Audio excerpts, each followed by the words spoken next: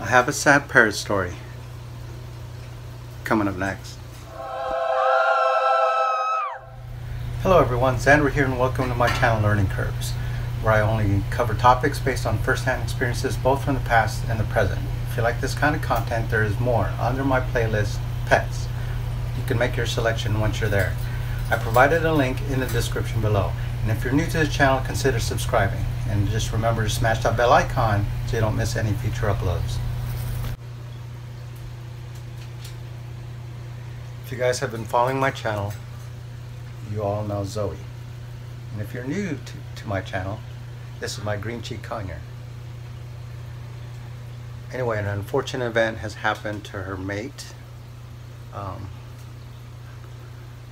It's still a little sensitive topic, but hold on. You know what? I'm gonna make coffee first.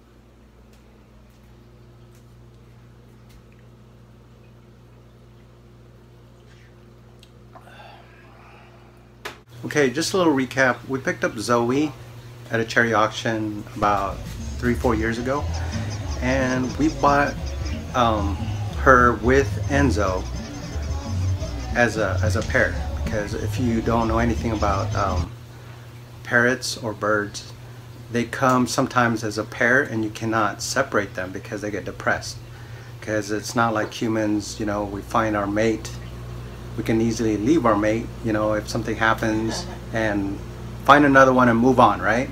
Well, birds are a little different.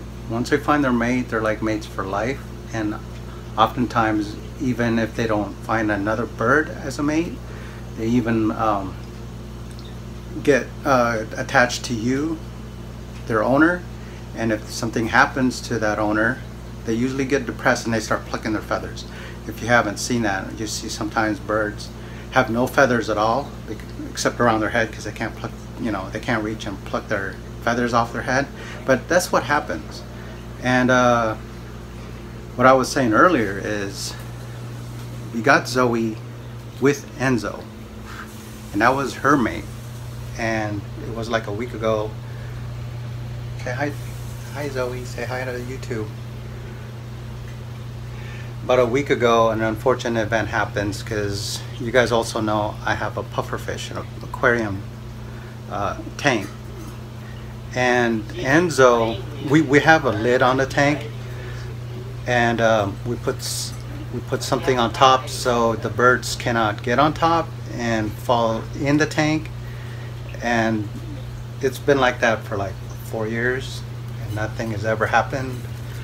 Well, except for this one day, I guess the birds were on top and the lid fell off for some odd reason. I don't know how, but it fell off, and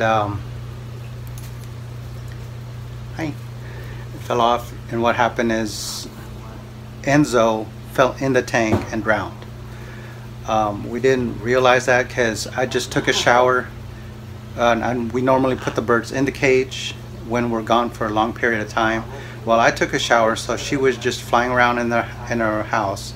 And normally we bird proof the house so nothing happens when they're around, you know, when they're out and about. Make sure the doors are closed so they don't fly out. But yeah, he went on top of this tank, there's a lid right here. This lid, it was, when I got back from my shower, it was somewhat like that.